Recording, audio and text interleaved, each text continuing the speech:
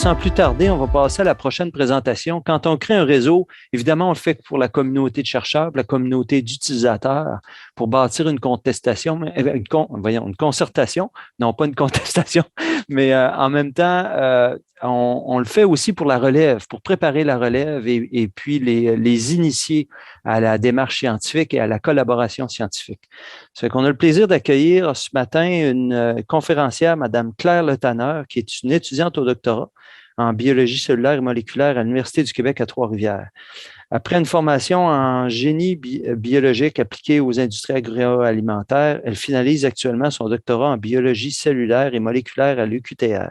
Passionnée de phytopathologie et de communication scientifique, c'est avec le soutien de son regroupement stratégique, le Centre SEV, qu'elle favorise un échange scientifique avec le grand public à travers l'implantation du premier pôle du réseau de l'expérimentarium au Canada. Prochainement, Claire Le Tanner s'engagera vers un stage postdoctoral dans le but de développer un biofongicide en collaboration avec l'entreprise québécoise Ulysse Biotechnologie grâce à aux bourses fédérales MITAC. Alors, merci beaucoup, Madame Le Tanner, d'avoir accepté notre invitation et de partager votre expérience sur la pertinence d'un centre et puis la contribution que ça peut avoir dans votre cheminement de carrière. Alors, je vous laisse la parole. Merci beaucoup, M. Caron. Je voulais savoir, est-ce que vous m'entendez bien? Très bien. Vous me voyez bien? On vous voit bien également. Merci beaucoup donc à vous et aux membres du RQRAD de m'offrir cette opportunité de pouvoir vous dépeindre les impacts positifs que peuvent avoir un réseau sur des carrières universitaires, comme j'espère pouvoir faire.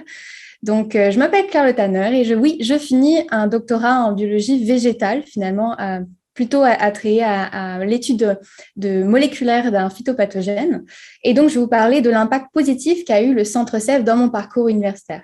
Donc, pour ceux qui ne connaissent pas le Centre SEV, c'est donc un regroupement de chercheurs, d'une soixantaine de chercheurs qui viennent de 8 à 9 universités différentes et qui vont regrouper sous leur coupelle environ 300 étudiants à la maîtrise et au doctorat. Et il y a aussi une trentaine de collaborateurs comme l'IRDA ou le Sérum, par exemple. Comme on a pu voir au début de la matinée, les différents axes que se propose de suivre le RQRAD, eh bien, il y a une certaine similitude avec les axes que le Centre SEV se propose de suivre depuis déjà presque une trentaine d'années. Donc, il y a bien sûr un axe sur la biotechnologie au service des productions végétales où on va avoir l'étude de mécanismes moléculaires pour comprendre la croissance des plantes ou leur défense. Il y a aussi la sécurité alimentaire où on peut avoir la phytosurveillance, donc la biosurveillance des champs, etc. Bien sûr, la productivité dans un troisième axe avec, par exemple, des tests de plantes de couverture, la santé des sols aussi. Et il y a un dernier axe dont je vous parlais peut-être un petit peu plus, qui va être l'aspect de la transmission de connaissances et la relation entre la recherche en biologie végétale et l'application finalement au champ, mais aussi dans la société en général. Donc moi, je suis membre du Centre SEV depuis 2016, qui marque à peu près la moitié de mon baccalauréat en biochimie et biotechnologie, toujours à l'Université du Québec à Trois-Rivières. Et donc, ce réseau a eu un énorme impact sur mon cheminement, notamment au travers de la participation au colloque annuel, donc les journées du Centre SEV, où on peut se regrouper entre chercheurs, mais aussi entre étudiants, afin de créer un réel réseau entre les différentes universités. Je pense à Sherbrooke, à Laval, à McGill, etc. Et ça permet aussi, bien sûr, de partager nos propres expertises et d'avoir des points de vue extérieurs sur nos recherches. Donc, on a des partages d'idées au sein même de la communauté scientifique. Donc là, ça peut être lors de conférences internationales où on va avoir un réseau, le Centre SEV, qui va nous permettre, par exemple, par des financements ou par des collaborations, de pouvoir participer à ce genre de conférences, d'aller, bien sûr, rayonner la science faite au Québec, au-delà des frontières du Québec. Il y a aussi un partage d'idées, moi, qui me tient à cœur, comme M. Caron a pu vous le préciser, dans le partage d'idées et pour parler à un public un peu plus large, qui est le public en général, en fait. Et le Centre SEV a été vraiment d'une énorme aide, notamment dans l'appui de ma candidature à la bourse Dialogue Volet Relève étudiante, qui a été donc lancée en 2020 par les fonds de recherche du Québec, le volet santé, qui donc qui donnait des financements, pour des projets de vulgarisation, de communication scientifique.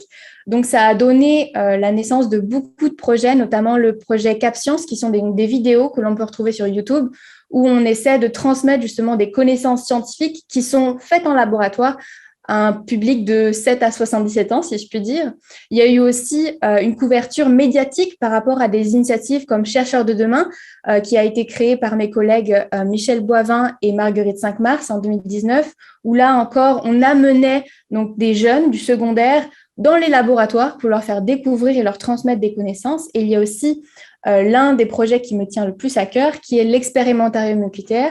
C'est un réseau franco-québécois qui va toujours permettre de faire venir les chercheurs, donc ça va être des doctorants ou des maîtrises, dans les écoles primaires et secondaires, mais aussi au grand public, donc avec les familles, où on va pouvoir discuter de problématiques de recherche. Ça permet de briser un petit peu un plafond de verre qui peut y avoir des fois entre le secteur de la science et le grand public, et ça nous permet justement d'avoir des retours. Donc, on va avoir des familles de tout horizon qui vont nous donner leur point de vue, leur questionnement, et ça enrichit énormément les jeunes. Et nous-mêmes, en fait, les chercheurs au doctorat et à la maîtrise.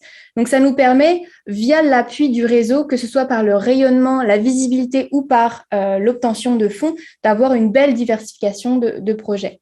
Il y a aussi un certain épanouissement à pouvoir donner forme à nos propres idées.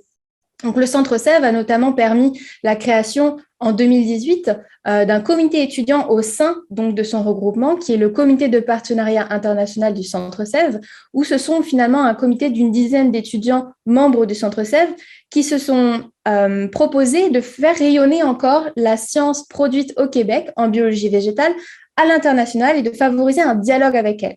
Et notamment, en 2019, on a pu avoir la chance d'inviter 2 chercheurs de renommée mondiale. Donc, vous pouvez voir avec la chemise rose-blanche, donc le docteur Alfredo Herrera Estrella, qui est au Mexique qui travaille dans un centre de recherche au Mexique. Et nous avons eu aussi, juste à côté, avec le petit sac vert, la docteure Lina Tripathi, qui, elle, travaille au Kenya et qui va être beaucoup en partenariat avec des fermiers, notamment dans les productions de bananes.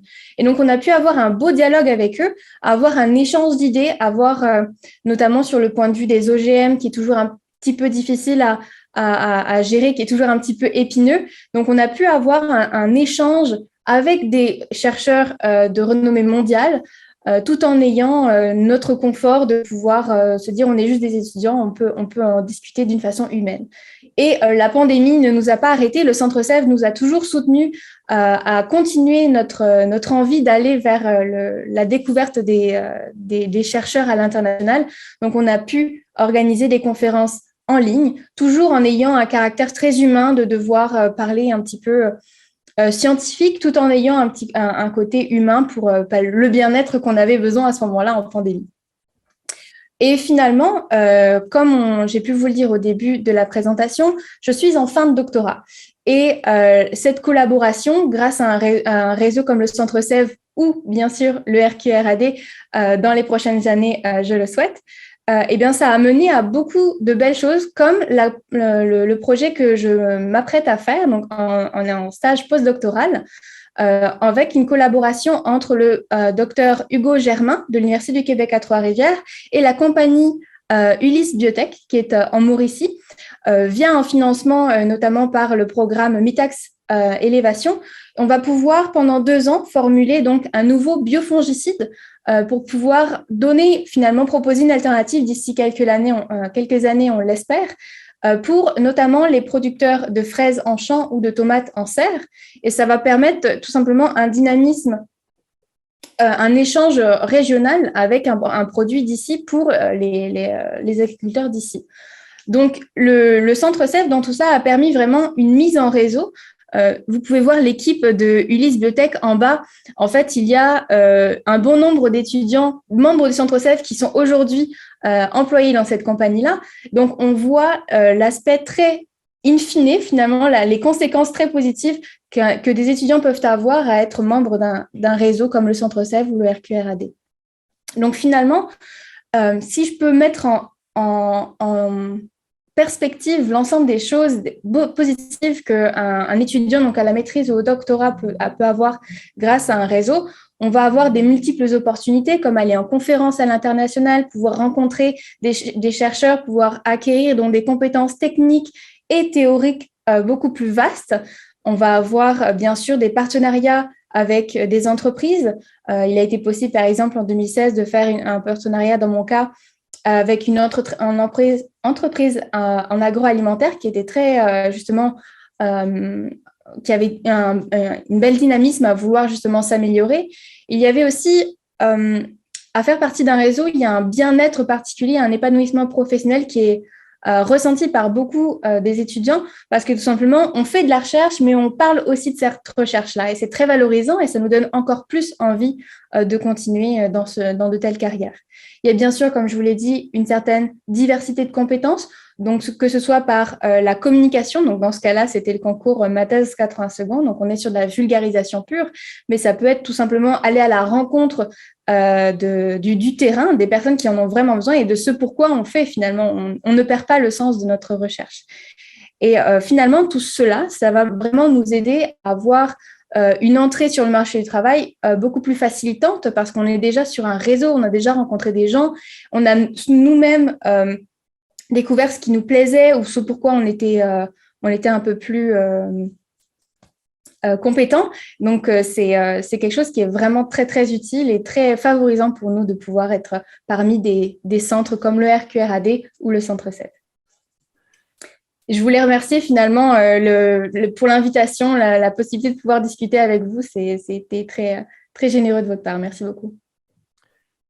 Merci beaucoup, Madame Le Tanner, de nous avoir partagé votre expérience. Vous êtes certainement très motivante et pour la relève. J'avais une question pour vous. À l'intérieur du Centre Sèvres, bon, à l'intérieur des différents centres de recherche, il y a différentes activités. Quelles sont les activités qui ont été les plus porteuses pour vous à l'intérieur du centre? Est-ce que ce sont des écoles d'été, la possibilité d'aller à des congrès, la thèse en 120 secondes ou je ne sais pas, 3? Il y a eu beaucoup de choses, en effet. Déjà, le Centre Sèvres, ça a créé un tissu entre étudiants. Donc, on se connaissait déjà, des étudiants à Laval. Moi, je suis à l'Université du Québec à Trois-Rivières, mais on connaît des gens dans d'autres universités qui sont sur des problématiques qui nous touchent plus ou moins, mais on a toujours on peut avoir une facilité à aller leur poser des questions. Il y a eu des écoles d'été, dont je n'ai pas parlé. On est allé en Inde notamment, donc on a rencontré des professeurs de là-bas, une autre façon de voir l'agriculture ou une autre gestion de l'agriculture. Il y a eu l'une des choses les plus régulières qu'on a dans notre quotidien en tant que membre du Centre Sèvres, ce sont les journées du Centre Sèvres. C'est donc une conférence en 2 jours où la majorité des professeurs membres se regroupent. On va avoir des présentations avec des professeurs éminents qui sont invités pour l'occasion. Et bien sûr, on se retrouve entre étudiants aussi. Donc, ça nous permet vraiment de créer un tissu et cette collaboration interne donc, à toute la recherche en biologie végétale au Québec, ça aide à avoir un très grand dynamisme et une belle coopérativité entre les différents laboratoires. Et ça amène beaucoup d'expertise qui circulent bien et qui donc donnent des projets très intéressants. Alors, merci beaucoup du temps que vous avez mis à préparer cet exposé-là. Je pense que ça a été une source d'information et de motivation pour plusieurs. Alors, merci.